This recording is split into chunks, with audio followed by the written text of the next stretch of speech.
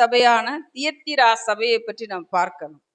ஏன்னா எபேசு சபையில் இருக்கிற மக்கள் எவ்விதமாக இருந்தார்கள், அதற்கு அடுத்து நம்ம பார்த்த 2 சபை, சர்தை சபை, பெர்கமு சபை, இதெல்லாம் எப்படிப்பட்டதாக இருந்தது என்று நாம் பார்த்தோம்.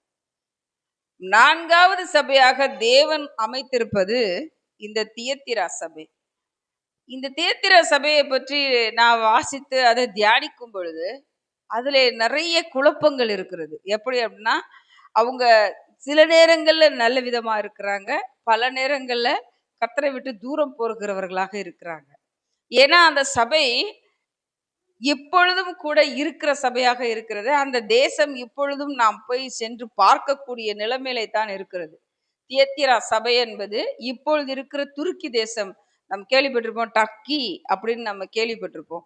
அந்த தேசத்திலே இருந்த ஒரு சபை தான் இந்த தியத்திரா சபை. இந்த தியத்திரா சபையை நாம் 2 வாரங்களாக பார்க்கலாம் என்று நான் நினைக்கிறேன். ஏன்னா இது ரொம்ப பெரிய ஒரு வியாக்கியானத்துக்குரிய விஷயங்களாக இருக்குது. இன்று ஒரு இன்ட்ரடக்ஷன் மட்டும், ஒரு அறிமுகத்தை மாத்திரம் பார்க்கலாம் தியத்திரா சபையை பற்றி என்று நான் நினைக்கிறேன். தியத்திரா சபை பற்றி நாம் வாசிக்கும் பொழுது நமக்கு தியத்திரா அப்படின்ற வார்த்தை இதுக்கு முன்னாடி நம்ம கேட்டிருக்கோமா? எங்கேயாவது புதிய ஏற்பாட்டின் காலத்துல பவுல் அப்போஸ்தலர் சவுல் பவுலாக மாறின பிறகு பவுல் அப்போஸ்தலர் எத்தனையோ இடங்களுக்கு சென்று அவர் சுவிசேஷத்தை சொல்லி பிரசங்கித்து நிறைய மக்களை என்ன செய்யறாங்க, சுவிசேஷ பணிக்காகவும் ஆயத்தப்படுத்துறாங்க. நிறைய மக்களை ரட்சிக்கப்பட வைப்பதற்கும் அவர்களுக்கு ஞானஸ்தானம் கொடுப்பதற்கும் பவுல் அப்போஸ்தலர்கள் என்ன செய்யறாங்க, அங்கே ஒவ்வொரு ஊராக போய் கொண்டிருக்கிறாங்க. அப்ப இந்த தியத்திரா ஊரான ஒரு பெண்ணை சந்திக்கிறாங்கன்னு நம்ம பார்த்திருக்கோம். அவங்க பேர் ஞாபகம் இருக்குதா? லீதியாள்.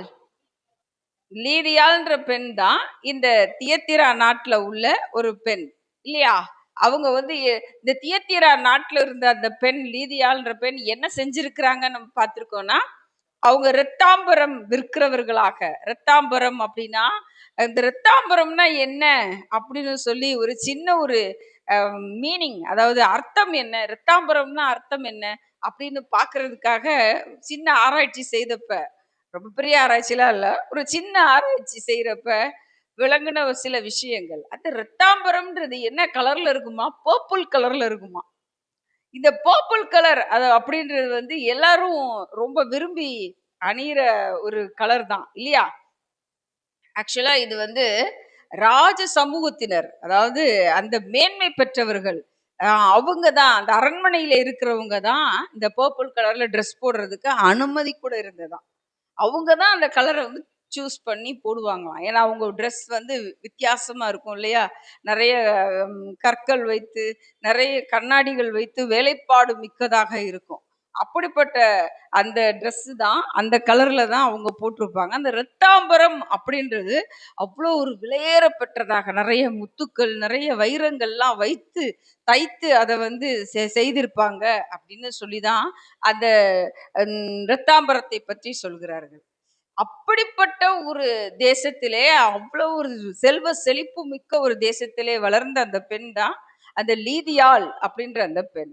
அந்த பெண்ணைத்தான் பவுல் அப்போஸ்தலர் சந்தர்ப்ப சூழ்நிலை நிமித்தமாக, அதாவது இவரும் பிரசங்கம் பண்ணுவதற்காக ஒரு ஆற்றோரத்துக்கு போகிறார். அதே ஆற்றோரத்திற்கு இந்த லீதியாள்ன்ற பெண்ணும் தன்னோடு இருக்கிற அந்த பிள்ளைகளோட, அதாவது தான் குடும்பத்து மக்கள், தன்னோடு வேலை பார்க்கிறவர்களோட சேர்ந்து என்ன செய்யறாங்க, அதே ஆற்றங்கரைக்கு ஆராதனை செய்வதற்காக. ஏன்னா அந்த காலகட்டத்துல அவங்க ஆராதனை செய்வதற்கு நிறைய அப்போசிங் இருந்தது, அதாவது நிறைய தடுப்புகள் இருந்தது. ஏன்னா ஆலயத்துல போய் ஆராதனை செய்வது கூட அவங்களுக்கு முடியாத ஒரு சூழ்நிலையா இருந்தது.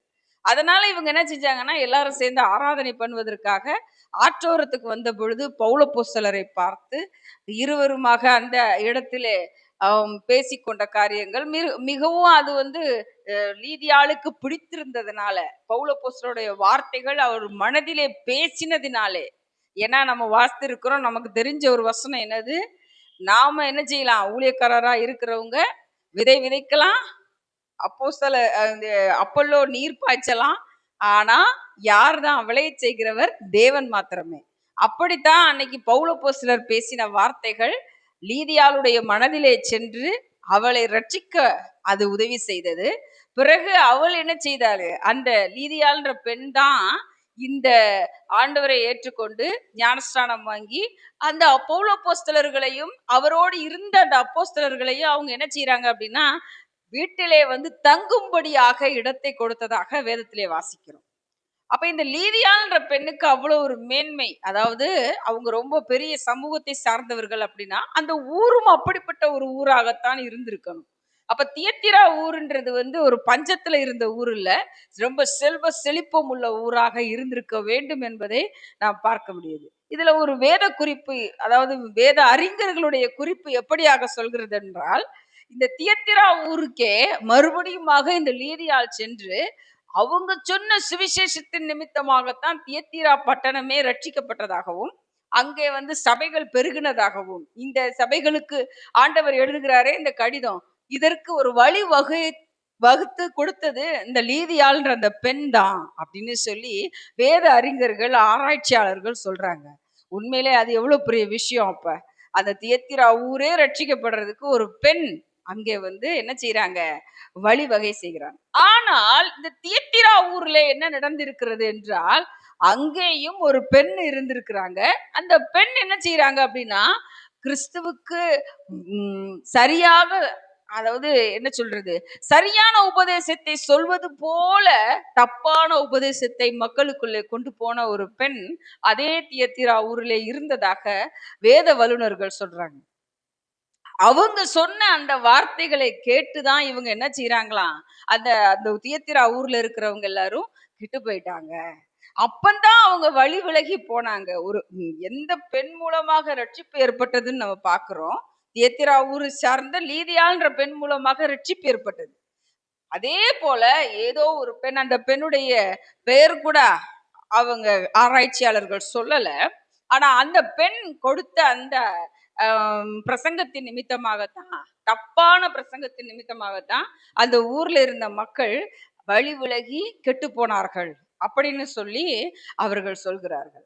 அப்ப ஊழியம் செய்வது அப்படின்றது தேவ ஊழியர்கள், தேவனால் அபிஷேகம் பண்ணப்பட்டவர்கள் வேதத்தை எடுத்து பிரசங்கம் செய்யும் பொழுது நிச்சயமாகவே இரண்டு வகையான விஷயங்கள் உண்டு.